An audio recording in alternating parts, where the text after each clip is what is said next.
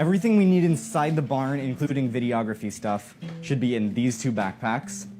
Rocky, you should take biosecurity gear. I'll also give you a trauma kit, because we just might be split up. I'm in the safe house with a group of activists who are planning to break into a pig farm tonight. Their goal is to steal some pig feces and nose swab the animals in order to prove their hypothesis, which is that the next global pandemic is brewing inside an American factory farm.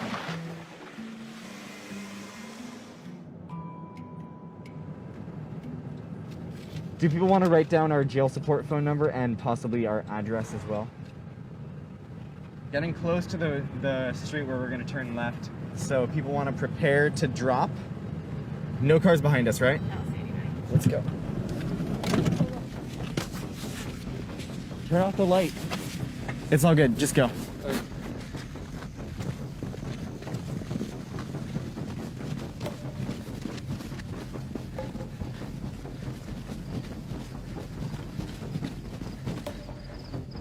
Let's stay single file if we can.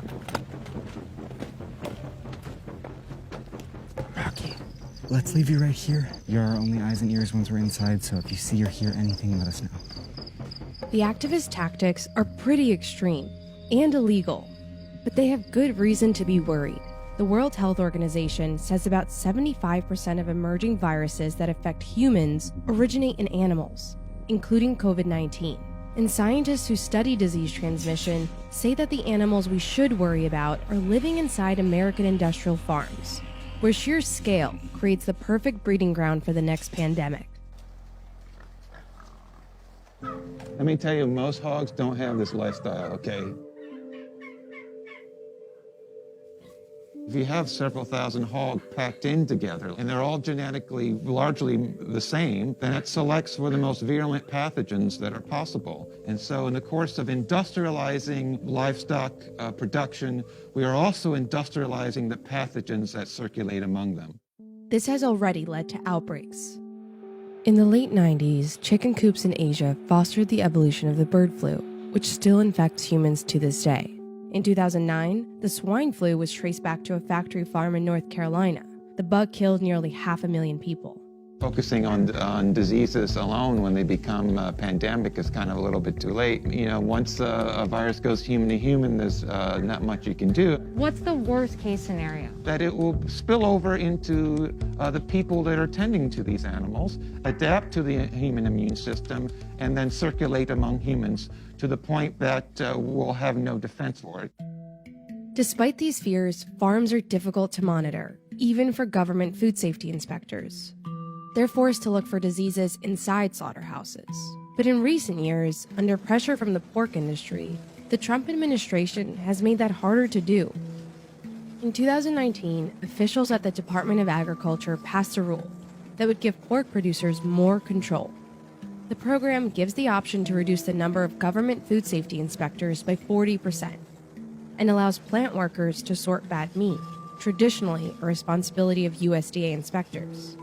It also allows plants to process meat as fast as they want, potentially giving undertrained workers less time to spot diseases. That went too far for Dr. Pat Basu, who was then the chief veterinarian for the USDA Food Safety and Inspection Service. I worked at USDA about 35 plus years. How did it change over the years that you were there? The public health situation went down quite a lot when Trump administration came in. Their goal was to reduce 40% of the inspection force.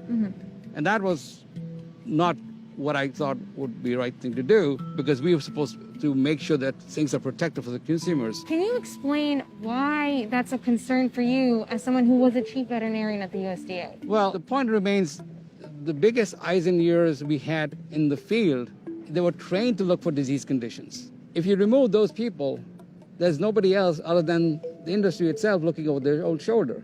What worries me is people with vested interest in position of power giving the authority away to industry, and industry taking it, and they're not as qualified and not as interested to do work for the consumers as they are for the industry they're working for. This would create a problem where we could have an epidemic outbreak, which we couldn't control. How real is the fear that we may have a pandemic brewing? Any day. Any day. Yeah, it can happen tomorrow, it can happen 2 years from now. But it will happen. Dr. Dankovich works for America's largest pork lobbying group. They say, even with the new rules, the process is still safe, and federal inspectors are still involved. They just need fewer of them. There's virtually no other food that's under continuous inspection like meat and poultry is, with that many people in each plant every time it's running. You know, people have come to us and said, we're concerned that the next pandemic could be brewing in one of America's industrial-sized farms. What do you say to that? It's something that we all take very seriously. I think it's important to understand, though, just to take a step back and look at the way that we raise pigs in this country, which really I think is a global model, was designed to keep the pigs safe and healthy. And I think the intent of the new swine inspection system is really not less people, but using the people that you have in a smarter, better way to tasks that they've identified that really have big food safety impacts. You mentioned that like the intention of farmers and meat packers, it is to hold food safety to such a high standard. Then why not welcome more USDA inspectors? Why not hold up the line speed? To say just the answer is necessarily more regulations or more inspection, I'm not sure it's as simple as that.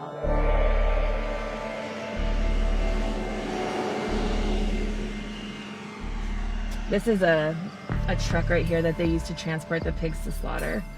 Lewis, this is Anna. Do you copy? There's a transport truck pulling into the facility. Over. Aren't there people that are more qualified or better suited to be doing this? This is not what I want to be doing with my life. I don't want to be crawling around fields in the middle of the night. I don't want to be facing prison time. I do not want to go to prison. But the reality is, in our current system, a lot of the kind of disease surveillance and testing is left to the industries. So you're sort of like the vigilantes. If I don't see anyone else do it, we have no choice. Let's get in this fucking car. 3, 2, 1, stop. Yep. Very smooth. The samples the activists with Direct Action Everywhere took didn't turn up harmful viruses this time. In previous raids, they found evidence of coronaviruses, influenza, and antibiotic-resistant bacteria. I think for a lot of people, COVID-19 was a wake-up call. This is a ticking time bomb. There was a small explosion, and frankly, it was small compared to the risk that we're talking about here.